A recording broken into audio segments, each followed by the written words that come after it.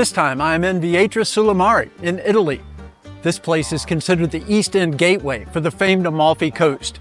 It might not have the same level of recognition as towns such as Positano or Amalfi, but it is just as amazing. I'm staying just about 3 miles inland, and I've made the walk to and from the coast almost every day. That has allowed me to see a lot, but today I brought my camera in hopes of capturing all of the great things about Vietri. It should be fun.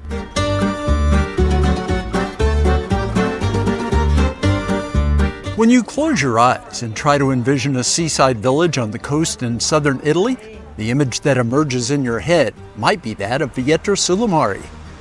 The heart of this town sits overlooking the Tyrrhenian Sea, which is part of the Mediterranean. Vietri boasts vibrant colors, and there is ceramic artwork no matter where you look. That is what this place is known for, and I'll delve into that much deeper in a few moments. Much of the village features stone streets where vehicular traffic is restricted. Those arteries are narrow, lined with shops, and wind through the space. The town is compact at only 3.5 square miles and has just over 7,000 residents. On the primary level, around 80 meters above the sea, there are a couple of open piazzas. The spot where traffic enters the town has a small area from which you can look down to the water. Here, there is artwork of various kinds. This is the part of the village that most visitors see first. It's all aimed to make a good first impression. There is a group of ceramic shops lining one side of the street, providing a good indication of what this place is all about.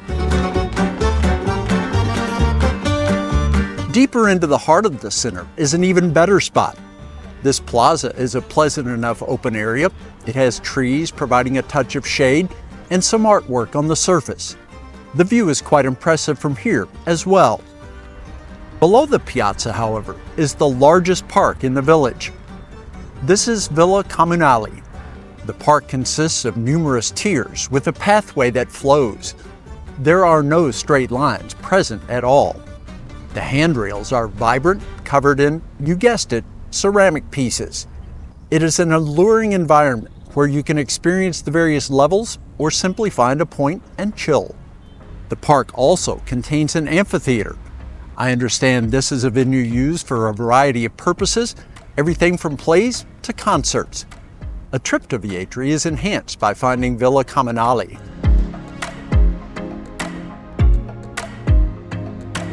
This is the key to finding a somewhat hidden feature of the town.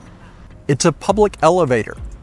Hop on and you'll be treated to some aquatic art, which keeps you entertained for the very short ride. At the top is the big payoff. There are panoramic vistas with the buildings of the village just below and the sea situated beyond. It is easily the best view of the town, and I'm not sure that many people know about it. All you have to do is, when you're near the main intersection, walk off to the side, there's an elevator, it brings you up here in less than a minute. I spent 10 or 15 minutes relishing the scene from here. In that time, only 3 other people rode the elevator, and they seemed to be locals, just using it to save some steps. This is a stunning vantage point that begs not to be missed. Upon exiting the elevator at the bottom, I heard a trickle of water. Following the sound, I discovered this fountain. Surrounded by a wrought iron fence, the feature looks as though it has been there for a while. There are 3 streams of water.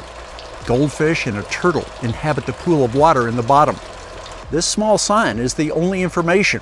It says Fountain of the 700. I arrived in Vietri at the perfect time of day. In probably half a dozen instances, shopkeepers were moving their ceramics pieces into the front of their shops to attract potential buyers. They lovingly brought out each item and placed it carefully on the wall or near the door. Primarily, the work being put on display included plates, vases, decorative art, and other home goods. These shops are upholding a tradition that goes back more than 5 centuries in the village. The specialty has been polychrome ceramics, which incorporate multiple colors into the work. Yellow and blue dominate the palette. Originally, beginning back in the 15th century, much of the production featured religious imagery. Today, the scenes are brighter and more landscape-oriented. The change is attributed to European artists, particularly Germans, adding their influence to the well-honed techniques of creating the pottery. This town is a UNESCO World Heritage Site, in large part because of the craftsmanship on display here. Ceramics truly make Vietri unique. Because of the industry, the street art through the village is nothing short of amazing. Where in most locations, public art on the walls comes from paint and brush, here it owes its existence to the shaping of clay and the heating of the kilns. At every turn, astounding work is within view. A fulfilling venture would be to wander the streets for a couple of hours and absorb as much of that visual splendor as possible.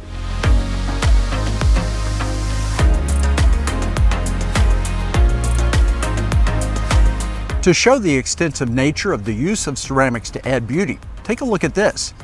It is a basic underpass to allow pedestrians to cross from one side of the street to the other. This is still a canvas on which the magnificence of the town's main trade is on exhibit. Below the main part of town is Marina di Vietri. There you will find more color and charm. This is an area known as Case Colorate. Translated, that simply means colored houses. It is a small spot, but the beauty makes it a part of the village to visit. This is where you will find the seaside and the beaches. There is a short promenade in front of one stretch of sand. The path is a pleasant place to walk and check out the water and scope out a spot to lounge. You will see artwork at some points along the way. At the far eastern end, there is a secluded section of very narrow beach situated under a structure that features several arches. Out on the water, you will see several rocks. The two largest are known as the Two Brothers. That's pretty cool to see. Some sections of the beach here are sandy, while others contain a few pebbles. Likewise, there are stretches of the shoreline that are free, while others charge for use of chairs and umbrellas. It's actually a little bit warmer than I anticipated, and I didn't really come prepared anyway, but the sea looks incredibly inviting. I guess I'll have to save that for another day. As is the case for most of the portions of the Mediterranean that I have seen, the water is a beautiful shade of blue from a distance and quite clear when you get right upon it. Early and late in the day, the sparkle of sunshine on the surface is extremely appealing. If you are arriving or departing by ferry, this is where the terminal is located. It appears as though from here you can connect with Salerno to the east and most of the other Amalfi Coast towns to the west. Tickets can be purchased directly on the dock.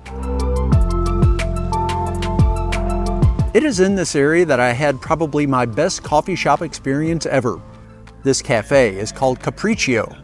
I ordered, asked if I could capture some clips, and gave them my YouTube channel name. Then I grabbed a seat to enjoy my coffee. I found a perfect place for the cappuccino today. A gorgeous place here. It's only a few meters from the sea, plus I've got some shade. It's pretty sweet. My intention was to drink up and then immediately continue to explore the village. Little did I know that Caprio had other plans. It might not pay very much, but there are some benefits to having a YouTube channel. I have to thank Giuseppe and the staff here for this. This is unbelievable ice cream. What a treat. The coffee ice cream was smooth, cold, and refreshing. Its flavor was exceptional. When I finished that, there was even more. Giuseppe brought a sample of his pistachio ice cream. Again, nothing but a positive reaction. I think I liked it even more than the coffee ice cream. When going to pay for my cappuccino, it was on the house. Astonishing hospitality.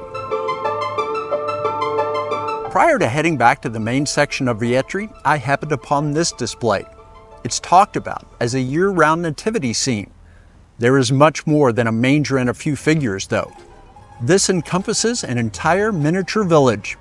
I was captivated by the expansive scene and mesmerized by the attention to detail within. Getting back to the center of town from the Marina area is not easy. The path is shared with vehicles making the descent, and it is a steep grade. The climb back up the hill is no joke. I'm taking this about as easy as I possibly can, and I'm not out of breath, but I am still sweating. The change in elevation from the bottom to the top is close to 300 feet, and that happens over a distance of a bit more than 500 meters. Most mornings, this was part of my daily walk. The ascent never got easy. There are a couple more attractions to see in the center of the village. This is the main church. It is the Church of St. John the Baptist. Unlike many towns where the church sits on a sizable square, this one is nearly hidden. It's at the very end of one of the winding streets. A church has been at this spot since the 10th century. The current building dates to the 17th century. I arrived early in the day before there was access to the interior. A woman, however, opened the doors while I was there, and I got to go inside for a look.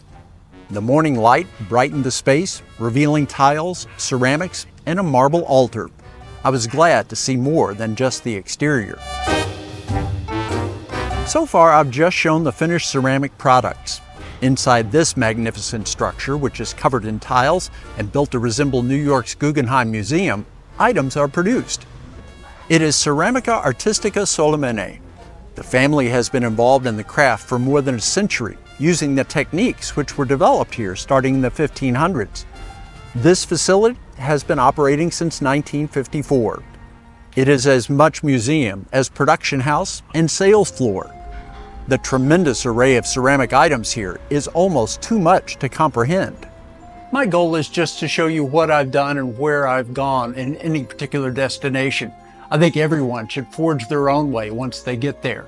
This, however, might be as close to a must-see as I've ever experienced. For me, what took this place from good to great was the chance to view part of the creative process. In one location, a man was dipping the already fired red clay pieces into a white coating, which provides the base for the colorful elements ahead. I was then able to witness a variety of artisans adding the designs and words to the plates, cups, and other products. It's all done by hand, in what to me is an amazing display of talent. This ensures that each individual piece is a one of a kind. No two items are exactly the same. Being able to see this was the highlight of my time in Vietri sul Mare.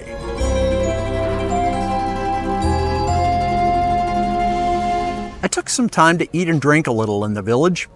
Lunch was a caprese panini at a cafe called Sole di Vietri. Sole di Vietri, ciao Italia! They were kind enough to allow me to watch my sandwich under construction. Mozzarella. It is simple enough. Mozzarella, tomatoes, basil, salt, pepper, and olive oil. The sandwich was huge, and I ate it at a table on the street. It works because everything is so incredibly fresh. I guess if I was pushed, I would have to say that the mozzarella is my favorite part. On second thought, maybe that basil was the star. Whichever, I devoured the panini in its entirety. Also exceptional was being able to watch all of the people as they strolled along, enjoying the village. As if the sandwich wasn't enough, I stopped for gelato as well. This place is Bar Miramare. I opted for the pistachio. This is far more than I needed or even wanted, but the pistachio is so good, I will finish it all. There were 4 scoops and a couple of wafers. It was gone in just a few moments. Finally, my search for an Italian beer landed me at this establishment. It is called Canapé. I ordered the Regina Mayor, which is a Scotch ale. I just got a huge surprise. Amalfi Coast beer? It is actually brewed in Caf Italia. That's where I'm staying. So I'll have to investigate that a little bit more. Scotch ale is one of my favorite types of beer. I have to say this was not among the best that I've had, but I appreciated the effort. I walked to Vietri from where I'm staying in Caf Italia. That's roughly 3 miles one way. It's an interesting route as there are views of the hills along the way. There are spaces devoted to ceramics on the roadside too. That gives a good indication of what you find at the end of the journey. I also discovered this. It's an old World War II bunker built by either the Italians or the Germans. Allied troops landed in mainland Italy at Salerno in September of 1943. The marker here contains British and American flags, which are barely visible at the bottom. Vietri sul Mare is such an incredible town. I feel fortunate that I was able to spend time there and show you what the village is like.